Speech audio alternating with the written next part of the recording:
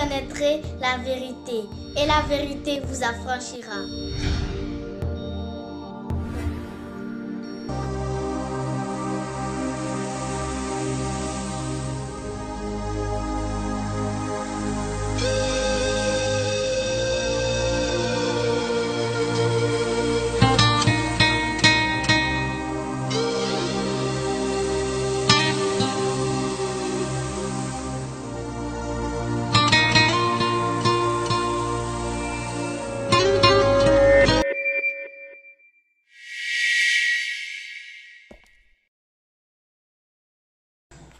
Voilà, frères et sœurs, soyez bénis, que le Seigneur soit avec vous et que sa grâce soit avec vous.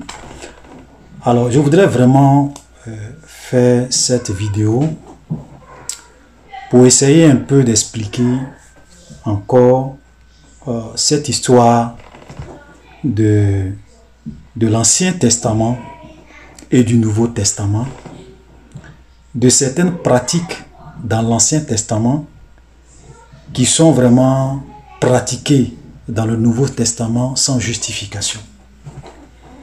Parce que quand j'ai fait la vidéo sur les alliances personnelles, sur les autels, sur les actes prophétiques, il y a beaucoup de réactions et j'ai l'impression qu'aussi qu'il y a beaucoup d'incompréhension.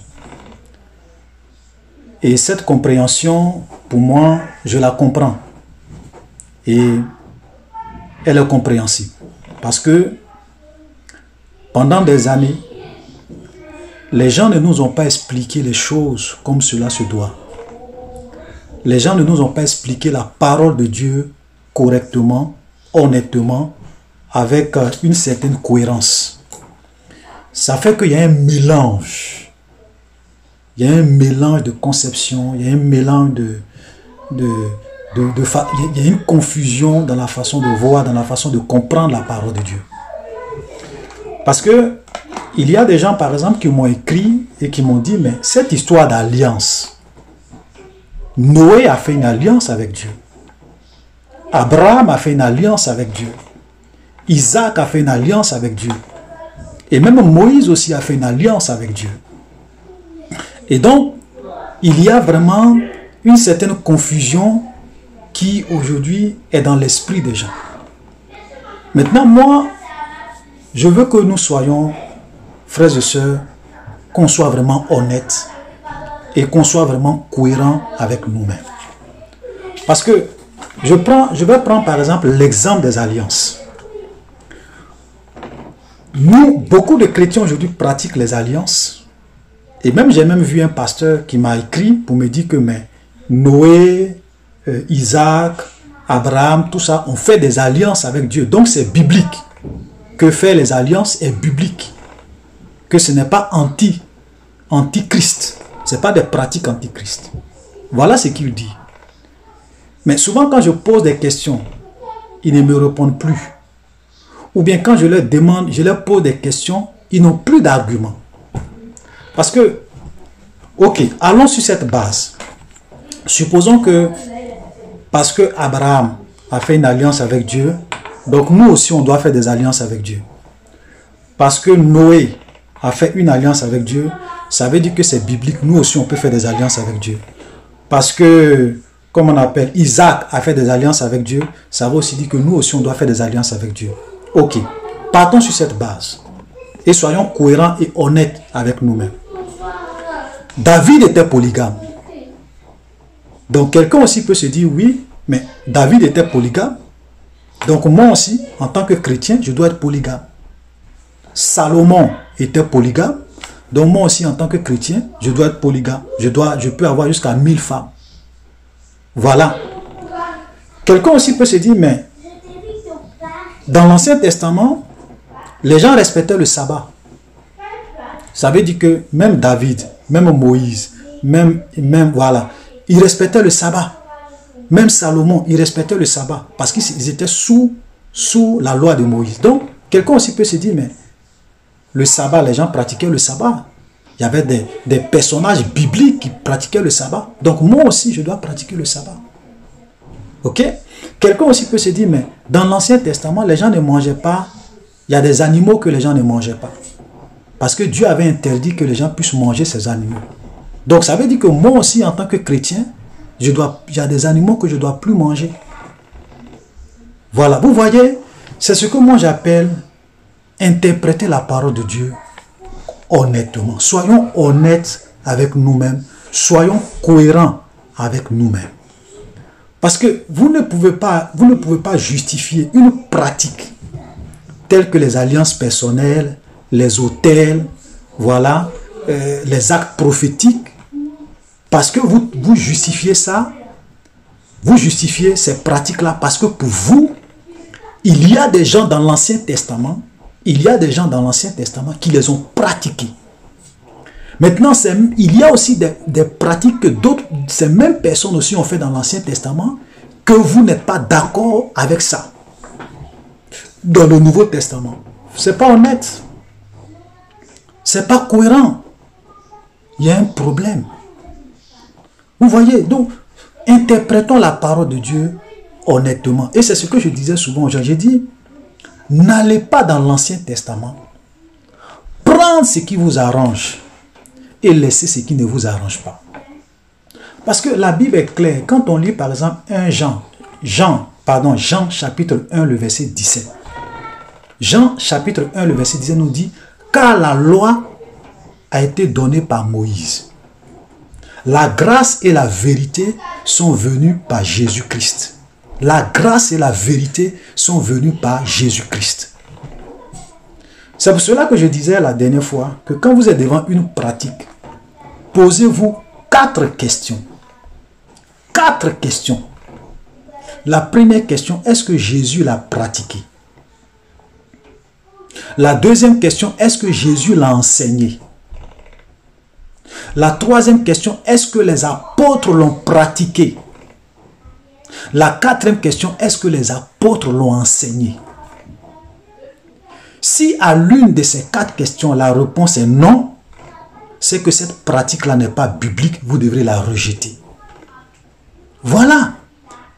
Et ça, il faut qu'on soit clair là-dessus. Ce n'est pas la peine de venir manipuler les gens. Il y a des gens même qui me disent que non, donc tu veux dire quoi? L'Ancien Testament là, on doit supprimer ça dans la Bible. Donc on ne doit même plus aller dans l'Ancien Testament. Moi je n'ai jamais dit ça. Je n'ai jamais dit qu'on ne doit pas lire l'Ancien Testament. Mais j'ai dit que vous pouvez aller dans l'Ancien Testament. Parce que l'Ancien Testament c'est important. Ok?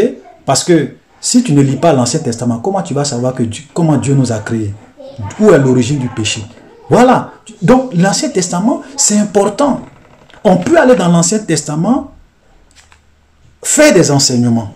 Je ne dis pas non.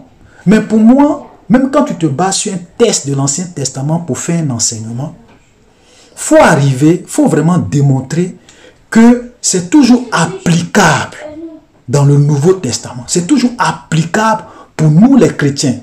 Parce que la grâce et la vérité sont venus par Jésus-Christ. Parce que tu vas aller dans l'Ancien Testament pour justifier par exemple les alliances personnelles, les autels ou bien les actes prophétiques. Tu dis non, c'est dans l'Ancien Testament. Mais quelqu'un aussi peut aller dans le même Ancien Testament et puis aussi faire une prédication pour dire que la polygamie est normale. Parce que David était polygame, parce que Salomon était polygame, Salomon avait 1000 femmes. Et Dieu ne les a pas condamnés. Dieu ne les a pas dit, pourquoi David, pourquoi tu as beaucoup de femmes? Quelqu'un aussi peut faire ça.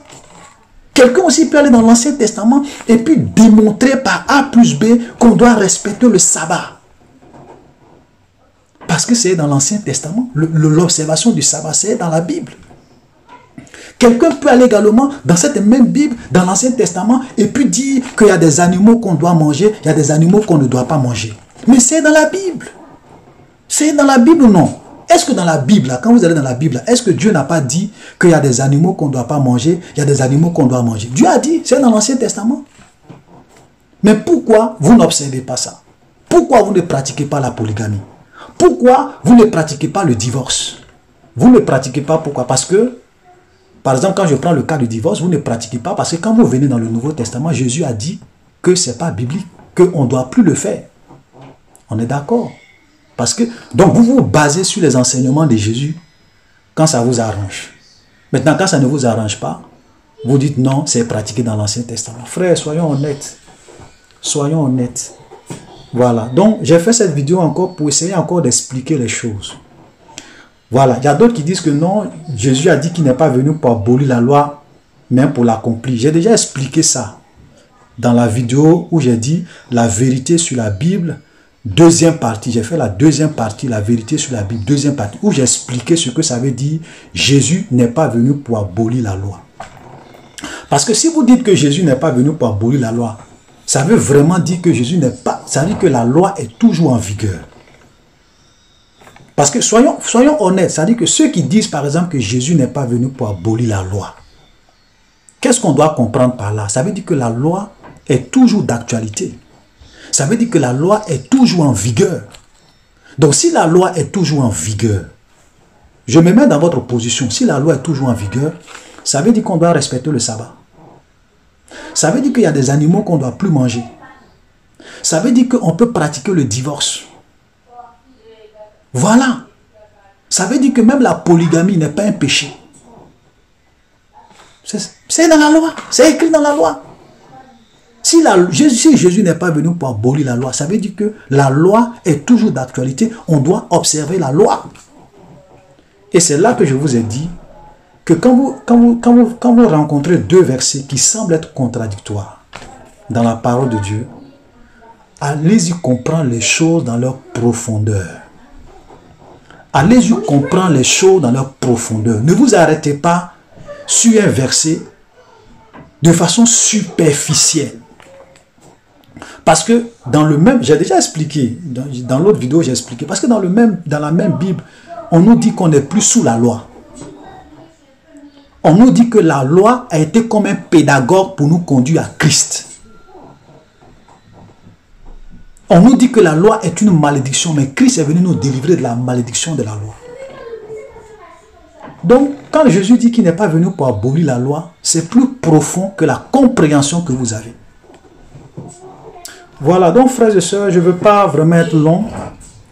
C'est une explication que je voulais apporter encore pour ceux qui veulent comprendre. Parce que vous savez, moi je ne suis pas là pour cacher la vérité. Je ne suis pas là aussi pour vraiment troubler le peuple de Dieu, vraiment les conduire dans l'erreur, les conduire dans la manipulation. Si ce que je dis, vous pensez que c'est faux, vous pensez que je me trompe, vous pensez que je fais une erreur, c'est simple.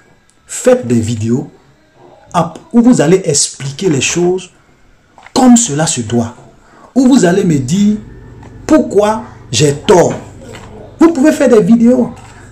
Ou bien vous pouvez faire des commentaires avec des explications, avec des versets, avec une cohérence dans ce que vous dites.